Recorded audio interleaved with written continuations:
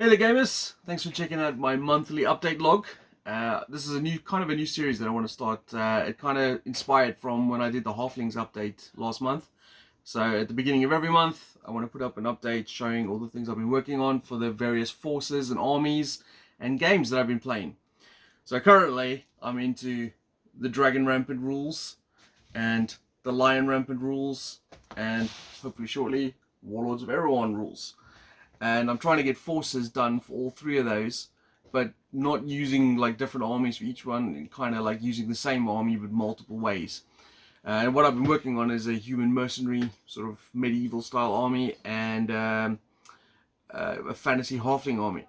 So we're gonna have a look at that. I'm gonna show you the forces, and I'm gonna show you what I've added onto it and what I've got coming up in the future.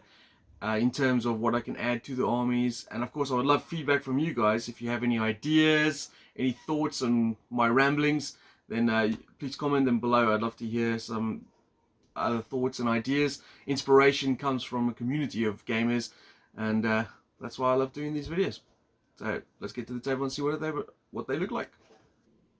Alright, so the first army I've been working on this month is my medieval army that I predominantly use for Lion Rampant, but also for Dragon Rampant and Warlords of Erewhon, is Eobad the Stronger. The name is from a campaign I did with John, and it's sort of grown from there, and I'm building a narrative around that. But this is Eobard here on foot. I still need to acquire a mounted version of him. And he leads, obviously, he's got his standing army, which is these guys right here. So these are all from Fireforge models. These are the knights, the men-at-arms, including his son Leopold, who leads the knights, or the household lords for the army. So they got colours in their library. And then you got the standing mounted sergeants that leads the household knights effectively. And I've just repaired the banner on the lead front horseman over there. And then we've got a mounted foot sergeants and foot crossbows. So that's the standing army that he has. And then, of course, I've been using over there. These are from, I think they were called War Games Factory, which Warlord Games brought out. They're not the greatest Celt models, but I had them in the loft, so I thought I'd make use of them. And they count as sort of barbarians that I use as bellicose foot for the army. As I've been expanding on the army, you might have seen in the last battle report, I added a unit of Zulus from Warlord Games, which I call the Shosham, which are Eastern mercenaries.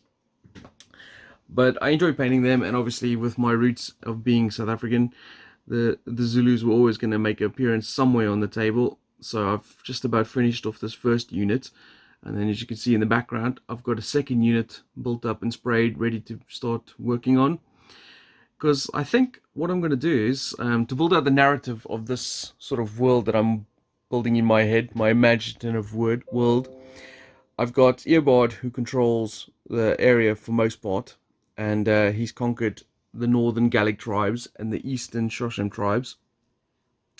So I thought I might build this army up first. So I've got a couple more units of the light infantry, which I will use as light sergeants, Lightfoot.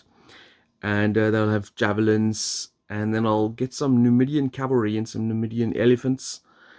I know that's obviously a vast difference in terms of time spans and distance between them, but I think with a couple of head swaps and a few bits and pieces here and there, similar paint scheme, they could fit together to form an interesting army. But then I could use the Numidians in, say, for example, infamy, so as mercenaries for my Roman army.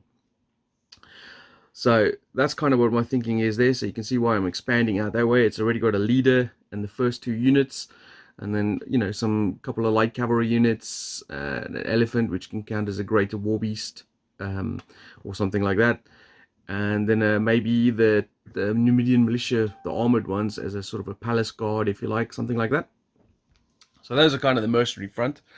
As for the actual standing army itself, I've got a couple more units to add to it as well. So I've got another foot sergeant unit over there. They also built up and sprayed. The only problem is I can't find any shields for them yet. When I acquired this army, it was obviously in bits and pieces, and some of it was painted, some of it was not. I then split it 50-50 down the middle and gave the other half to my friend John, and then built what I had, customized what I had. So hopefully I can pick up some shields, because I want to keep them standardized like this, but have a different symbol on the front. So they will have a second unit with these long kite shields side of thing, but with a different symbol. And then over here I've got a unit of 12 bowmen. These are from North, I think North, is it called North Star? Frostgrave Miniatures. Again, I picked this up from someone else, secondhand. I might do a couple of head swaps here and there, just to make them sort of stand in a bit more, but they can be a unit of light missiles for Lion Rampant or Dragon Rampant, but also I can split them down into 2 units of Bidouers, 6 each. So that's currently the plans for the army. I've got obviously the standing troops that I'm building on.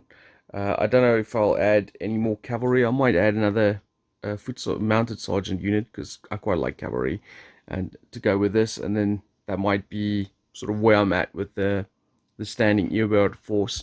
And then I'll work on the mercenaries, like I said, with the Shorsham tribe over there. They'll start building into a sort of a centralized African force, if you like. And then over these guys over here, depending on how things go, I might end up building them out as well. I got a few more things. I got some chariots and some more infantry. I might have some more cavalry. I'm not sure. I haven't really looked at it. I've just been picking them out here and there to add to the army as I wanted to, like a sort of a building project, if you like. So I might build them out. So then I'll have them as the northern tribes, them as the eastern tribes. This is the focal point of the narrative. And then I might do one more sort of mercenary tribe. I don't know, maybe something, because I've obviously got like the Celtic looking ones and the African looking ones. Maybe more of a Muslim looking one, like an Arabi tribe. That'd be quite cool. And then that could also be used. I got Outremmer, which is one of the Osprey Blue Book range. It's a sort of a Necromunda-esque style game where you only use 6 or 7 figures. So, the figures can be usable in that as well. Well, there you go. That's what. Oh, actually, what did I pay? I've obviously finished off the Zulus for this month. Fixed the banner on this guy. Tidied up a couple of the bases here and there, but they still need some more work. And got together the bits and pieces for the next stuff coming up. So hopefully some of this will be painted for next month. Alright, so this is army number 2 that I've been working on over the last couple of weeks. And this is obviously my Halfling army led by Ingrid the Berserker.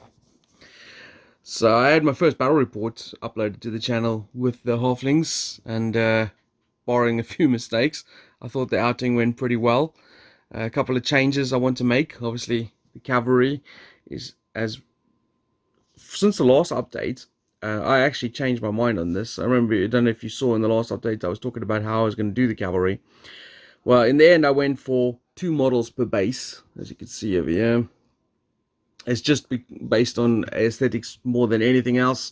I mean, I put 1 on a base, and you can see here, Beatrix, she's on 1 on a base, and the base is quite large for the size of the cavalry. And obviously I wanted to still keep them as heavy cavalry rather than as light cavalry, so I went for 2 to a base. It made more sense to me, and aesthetically I think it looks fine. But obviously that means I now don't have 2 cavalry units, I only have 1 cavalry unit. So I might have to invest in some more models to make a 2nd cavalry unit, even though you can't actually use a 2nd cavalry unit in Warlords of Erewhon. The light crossbows worked as I thought they would. The other change that I want to make is that I'm going to change these guys from heavy foot to light foot, but then give them offensive. So it kind of balances out. They become 1 point more in Lion Rampant, or Dragon Rampant rather. It's just because they don't have the spears, so aesthetically it makes it more sense. And because of the sort of Viking nature of the army, offensive seemed appropriate as well. So that's kind of what I was thinking over there. The bolt throwers over there, and then the bears and the cockatrice. That was obviously the major mistakes I made there, as they are basically effectively wound-wise the same as this cavalry unit. But obviously the way with lesser and greater war beasts and reduced model units, it sometimes slips your mind that they're not always what they represent. So where I thought the bears had 4 wounds each, they actually only have 2 wounds each. But still, I'm going to be playing another game soon, and I'll be using the army with some modified restrictions. Now, so as you can see, this is pretty much everything I had done, which I had planned from in the original Halfling update, to now is pretty much painted. But now for the changes. So first of all, I've got the spellcaster over here. My idea with the spellcaster is I want to get sort of bases of crows or ravens or something like that. So to represent this as a spellcaster unit, and I'll probably use it as a scout unit entry, but have the crows kind of fit with the Norse mythology. It looks kind of cool with the base, and then of course you can do the spellcasting with the crows as a bodyguard if you like. So that's the one change. I need to find some nice swarm crows. I know Zombicide, the Black Plague storm crows are really nice, but they're quite expensive. So I'm going to see if I can find some other options. And then of course I got the cockatrice over there, which is from the Massive Darkness box set, and it came out quite nice. Everything else over here that you've seen so far is from TT Combat, but that is from Massive Darkness, and it's a nice size. When I originally built this and painted this, it was a nice size, but then I recently picked up the TT Combat cockatrice, which is obviously much bigger. I'll put it next to it for scale. Alright, maybe not much bigger, but it is bigger. Actually, it's almost twice the size. So, my thought was, is that this one is going to replace this one, as opposed to having 2 in the army.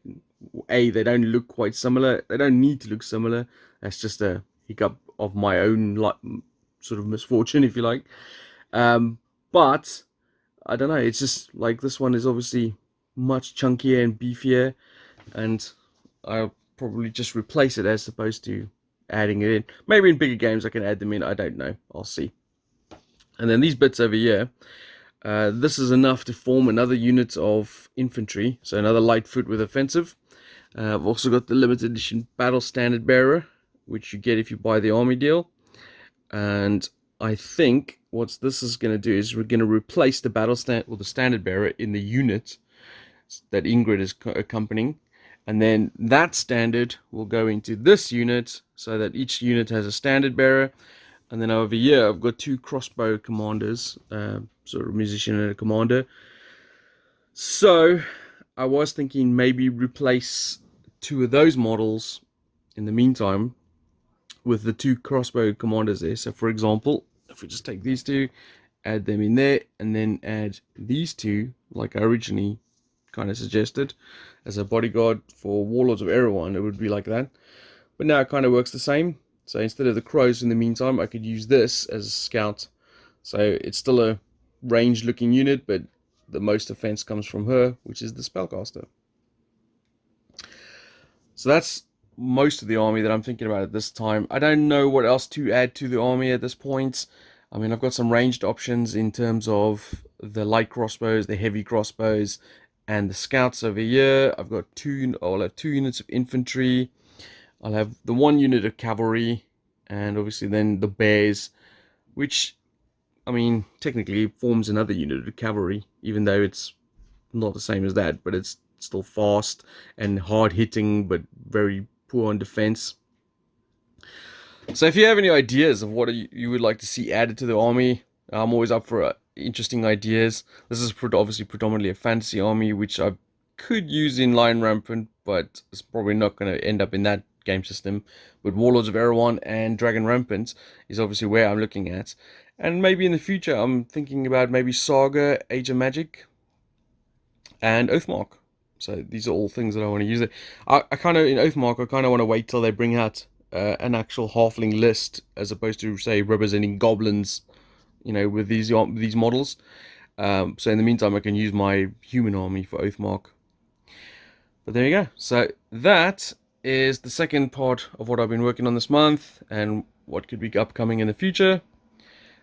I don't think, I mean, I've got plenty of other stuff that I've been painting over the month, but those are all based on my Painting Nights commission stuff.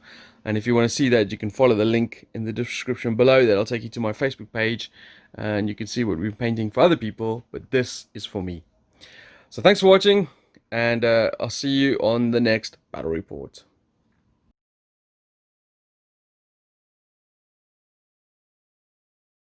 And a quick props thanks to my youngest son for being my cameraman for this video.